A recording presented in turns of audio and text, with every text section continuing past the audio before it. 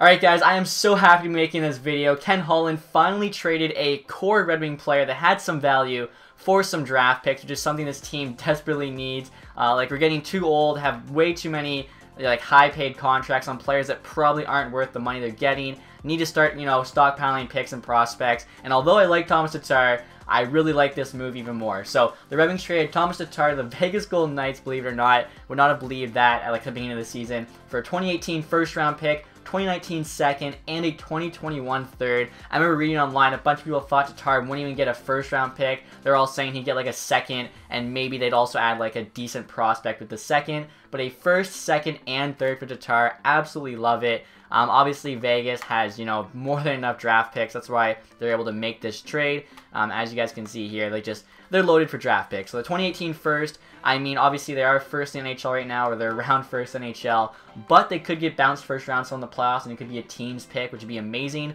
Maybe if Detroit doesn't win the lottery, they could use that pick to trade up, draft Svechnikov, have both brothers. That'd be pretty insane. The 2019 second, I believe, is actually Vegas second, so I respect that. Like the Leafs, they're betting on themselves, thinking they'll do better than Columbus, New York Islanders. A bit risky, though, they could, regress next year. And then a 2021 third.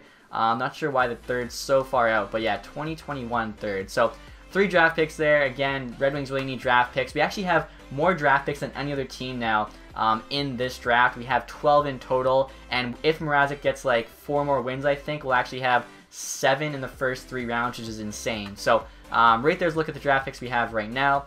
Tomas Tatar, let me find him for you guys. In this game, 26-year-old, 82 overall left winger, medium toxic forward potential. So because he's 26, in this game you have 1 year left to grow. And honestly, I think 82 is a bit low for him. He should be at least an 83, maybe 84. Role though, second line forward, that makes sense. He was our second round pick back in 2009. And then salary there, $5 million for 4 more years. Obviously after this, it'll be 3 more years. And I think that's a bit of an overpayment for Tatar. $4 million would be nicer, so I guess $1 million extra. I honestly feel like every player in Detroit's getting paid $1 million more than they should be. I don't know what's going on, but as you can see, his value's not that high. So really, I already know, there's no way Vegas says yes to this. And when I saw the trade, I couldn't believe it. I was hoping Tatar would get just a first. The fact they got a first, second, and third is just amazing. So yeah, Vegas says no to that. And like I was saying, this trade's huge for us. We get back picks. We clear $5 million cap space. Really hoping we get rid of some of the other bad contracts. Dailies is okay, but some of the worst ones are definitely Abdelkader, making way too much. Same with Nielsen. Both those guys, you'd have to retain $1 million just for a team to be interested at all. Eriksson, they'll probably have to buy out. I don't see anybody trading for him. Helm, though, I think maybe you can trade. Again, you'll probably have to retain a bit of money. You can see he's all the way down here. Glendening, I thought maybe they can move to Toronto. Same goes for Mike Green. I really thought they would trade him at the deadline. Apparently, though, because he has an injury right now, teams are worried about it. And so they just kind of weren't willing to give up enough to make that trade, which kind of sucks, but still. Move to Tatar, which, like I said, I think is a very good move for the future, and this team needs to start worrying about the future more than the present, as we're just not good enough right now. But those are just my quick thoughts. We'll try the trade now from Vegas perspective. I am 100% sure this is going to go through. So here's the offer from Vegas perspective. As you can see there, Detroit wants all 3 picks. Tatar isn't on the block, but I'm sure this is going to go through. The value is way on Vegas' side, so I'll propose here. And yeah, trade's accepted, move down legacy.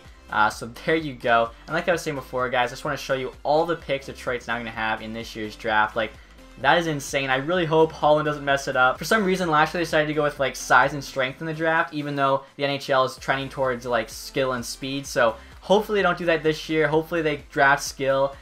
Made no sense to me what they did last year. And even without Tatar, I feel like this team is still mediocre. They're not terrible, even though they are listed as a rebuilder here. You look in the standings, and they're one of those teams that's out of the playoffs, but they're also not a bottom seed. And it kind of sucks because we're going to have to get really lucky to win that first overall or one of the top 3 picks. But it does show at least that, the team isn't terrible. Hopefully, if they get lucky in the draft, couple signings, couple young players come up, it won't be too long until they're actually competing again. And in regards to the Vegas Golden Knights, with Tomas Tatar, obviously, their forward depth's even better. I actually am pretty excited to see how they play. I do think, there's a chance, even though they're the 1 seed, they could get bounced first round of the playoffs. Depending on who they get matched up with. And even after giving up 3 draft picks, you can see they still have a ton of picks, especially 2019. They're still loaded for 2019. So I think it was a good deal for both teams. Detroit's needed cap space and picks. Vegas has surplus of cap space and picks. So they're good trade partners, and I feel like both teams made out well. So we'd love to hear what you guys think about this trade in the comments section. As well, if you guys enjoyed this video, please leave that thumbs up. Stay tuned for more, guys. Have a nice day. Goodbye.